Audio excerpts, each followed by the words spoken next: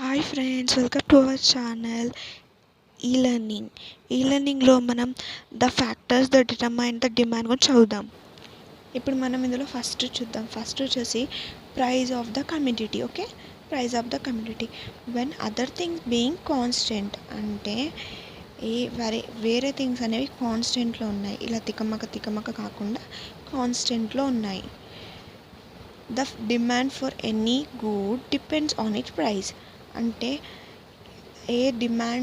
A good demand అయినా దాని price మీద డిపెండ్ అయి ఉంటుంది. ఓకేనా, ఇప్పుడు తర్వాత the demand for a good is inversal related to its price అంటే ఏ గుడ్ అయినా డిమాండ్ మరియు ప్రైస్ యూనివర్సల్ రిలేషన్షిప్లో ఉంటుంది.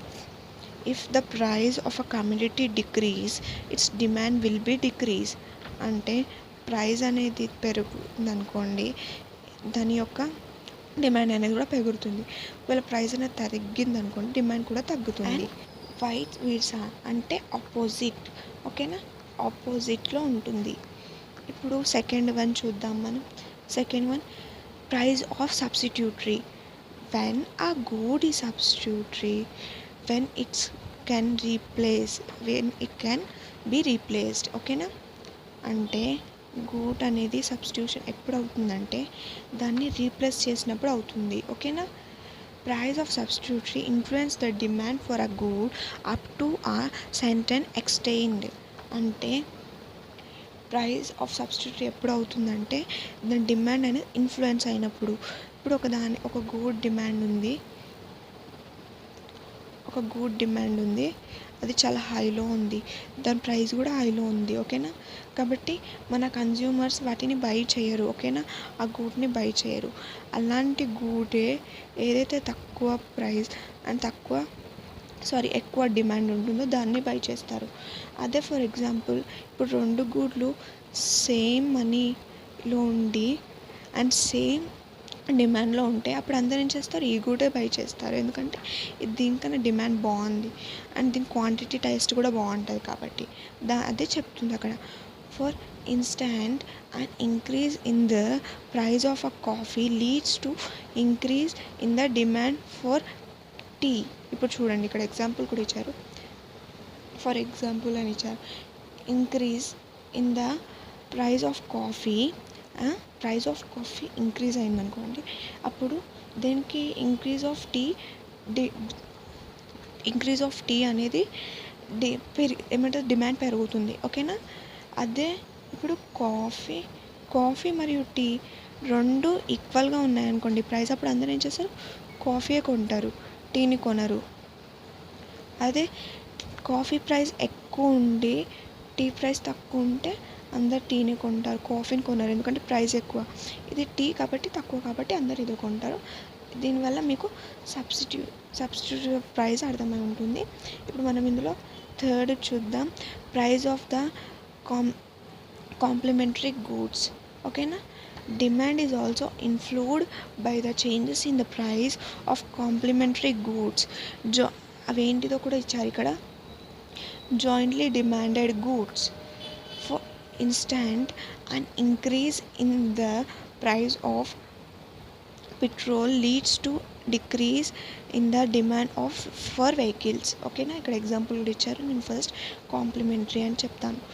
డిమాండ్ అనేది ఇన్ఫ్లుయెన్స్ చేస్తుంది అని చెప్పాను. ఇందాక ఇక్కడ ఇచ్చారు కదా, ఇన్ఫ్లుయెన్స్ ద డిమాండ్, సేమ్ అలాగే.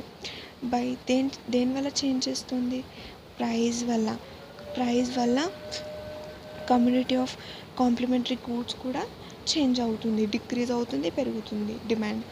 ఇప్పుడు ఇవేంటివి, కాంప్లిమెంటరీ గూడ్స్ జాయింట్లీ డిమాండెడ్ అంటే ఒక్కటి ఉంటే ఇంకోటి గ్యారంటీగా ఉండాల్సిందే.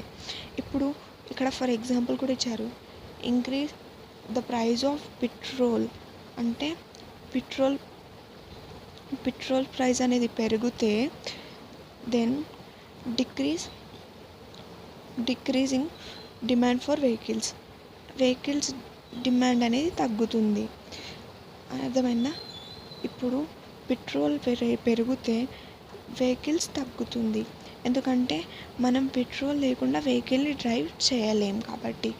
ఓకేనా, ఇప్పుడు ఏదైతే గూడ్ ఇంకో గూడ్ మీద డిపెండ్ అయి ఉంటుందో దాన్ని మనం కాంప్లిమెంటరీ గూడ్స్ అని అంటాం. ఓకేనా. ఇప్పుడు మనం ఫోర్త్ చూద్దాం. Fourth income of the consumer. ఓకేనా. Income of the consumer is another important determinant, and increasing in the income of a consumer leading to an increase in his purchasing power of quantity demanded. ఇప్పుడు నేను చెప్తాను. Income of the consumer is another way. దేన్ని డిమాండ్ని diminishing చేయడానికి. ఏంటది చూద్దాం. Increase income of the consumer. ఒకవేళ consumer income అనేది ఇంక్రీజ్ అయితే దెన్ పర్చేసింగ్ కూడా ఇంక్రీజ్ అవుతుంది. Then quantity also increase. Quantity of demand also increase. చూడండి, కన్జ్యూమర్ ఇన్కమ్ పెరిగితే పర్చేసింగ్ పెరుగుతుంది అండ్ క్వాంటిటీ పవర్ డిమాండెడ్ కూడా పెరుగుతుంది. అదే తగ్గిందనుకోండి ఇన్కమ్, అన్నీ క్వాంటిటీ డిమాండ్ తగ్గుతుంది, పర్చేసింగ్ తగ్గుతుంది, మార్కెట్ వాల్యూ అనేది కూడా తగ్గిపోతుంది. ఓకేనా.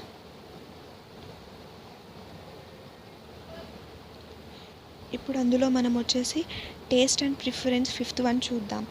ఫిఫ్త్ వన్లో చూడండి, demand for a commodity may be during to change in taste, preference and fashion. Advertisements also influence the demand for a particular commodity. ఇప్పుడు మనం దీని మీనింగ్ని చూద్దాం.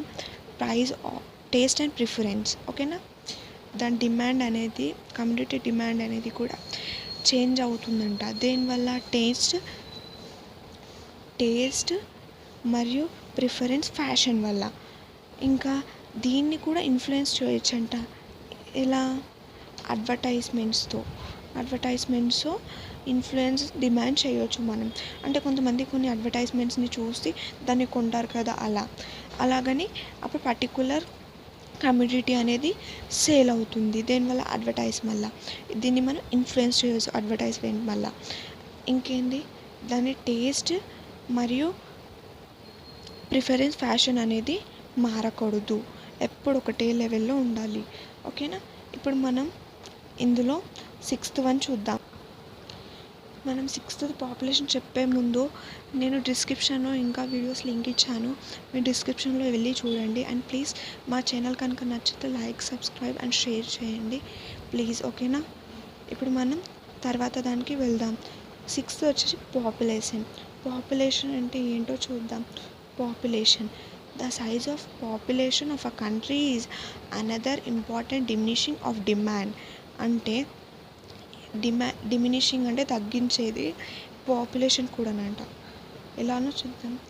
In the other words, a change in size of a population will affect the demand for a content goods. For example కూడా ఇచ్చారు మనకు. large the population for more will be demanded for content goods like food grains, clothing, houses, etc. ఇప్పుడు మనం చూద్దాం దీన్ని. Population కూడా diminishing demand చేస్తుందంట. ఎలా? సైజ్ ఆఫ్ పాపులేషన్తో. ఓకేనా. ఎలా? ఇప్పుడు దీన్ని అదర్ వర్డ్స్ అంటే ఇప్పుడు ఇలా అర్థం కాకపోతే అలా అంటాం కదా, అలా. ఎలానో చూద్దాం. చేంజ్ ఇన్ సైజ్, పాపులేషన్ అంటే పాపులేషన్ సైజ్ ఎక్కువ తక్కువ అంట, సైజు ఎఫెక్ట్ చేస్తుందంట. ఎఫెక్ట్ డిమాండ్ ఫర్ కాన్స్టెంట్ గూడ్ అంటే కంపల్సరీగా. కాన్స్టెంట్ అండ్ ఈ అంటే కంపల్సరీ, ఈ వర్డ్ మీనింగ్ కంపల్సరీ. ఓకేనా. కంపల్సరీగా అది ఎఫెక్ట్ చేస్తుందంట పాపులేషన్ సైజ్ మీద. ఫర్ ఎగ్జాంపుల్ కూడా ఇచ్చారు మనకి, ఏందో చూద్దాం. చూడండి. For example, the large population more will be demand. ఎక్కువ పాపులేషన్ ఉంటే డిమాండ్ కూడా ఎక్కువ ఉంటుంది. ఓకేనా. ఫర్ కంటెంట్ గూడ్స్ అంటే అది కంపల్సరీగా ఉంటుంది. పాపులేషన్ ఎక్కువ ఉంటే మనకి న్యాచురల్గా మనకు గూడ్స్ కూడా ఎక్కువ కావాలి, అలాగే డిమాండ్ కూడా ఎక్కువ ఉంటుంది. ఓకేనా. Like food grains, clothing, houses. For example ఎలాంటివి? ఫుడ్ గ్రెయిన్స్ మనకు చాలా అవసరం పడుతుంది, అండ్ క్లాతింగ్ కూడా చాలా అవసరం, హౌసింగ్ కూడా చాలా అవసరం, ఇంకా ఎక్సెట్రా. ఇంకా చాలా ఉన్నాయి మనం చెప్పుకోలేనివి. ఇప్పుడు దాని తర్వాత సెవెంత్ వన్ వచ్చేసి టెక్నాలజీ చేంజెస్. ఓకేనా, టెక్నాలజీ చేంజెస్ అంటే చూద్దాం. Demand for a community influence by a technical programs and new discoveries. Consumer always prefer to replace old goods with a new goods. For example could icharu, for instance, increase in the demand for cell phones decure the demand for land phones. ఓకేనా, landline phones. మనం దీన్ని చూడండి, influence దీని డిమాండ్ని కూడా influence చేస్తుందంట. ఏది technology చేంజెస్లో, ఇలా technical programmes వల్ల. ఓకేనా, అంటే కన్జ్యూమర్స్ అప్పుడే ఆల్వేస్ ఏం కోరుకుంటారు అంటే వాళ్ళు పాతదాని నుంచి కొత్తది కావాలి అని కోరుకుంటారు. ఓకేనా, పాత వస్తువులు ఉంటే కొత్తవి. ఇప్పుడు చూడండి, మార్కెట్లో ఏదైనా కొత్త వస్తువు వచ్చిందనుకో, అందరు వెళ్ళి దాన్ని కొనేస్తారు, ఆ పాత వస్తువుని కొనడం ఆపేస్తారు. సేమ్ అలానే దాన్నే మనం ఫ్యాషన్ అంటాం. ఫర్ ఎగ్జాంపుల్ చూడండి, the demand of cell phones increase and landline phones decrease. చూడండి, సెల్ ఫోన్స్ అనేవి ఇంక్రీజ్ అయిపోయినాయి ఇప్పుడు జనరేషన్లో, ల్యాండ్లైన్స్ అనేవి డిక్రీజ్ అయిపోయినాయి. బెస్ట్ ఎగ్జాంపుల్ దీనికి మనం ఈ ఎగ్జాంపుల్లో దీన్ని ఈజీగా అర్థం చేసుకోగలం. And last and final change in weather. Last one వచ్చేసి చేంజ్ ఇన్ వెదర్. ఏందో చూద్దాం ఇప్పుడు. Change in weather, the demand for a good can be change during to change in the climate's conditions. For instance, during to summer, demand for cool drinks, cotton clothes and ACs increase. During winter, demand for woolen clothing increase. చూడండి, best example మనకి summer ఏంది, demand అనేది weather మీద, climate change మీద కూడా depend అయి ఉంటుంది.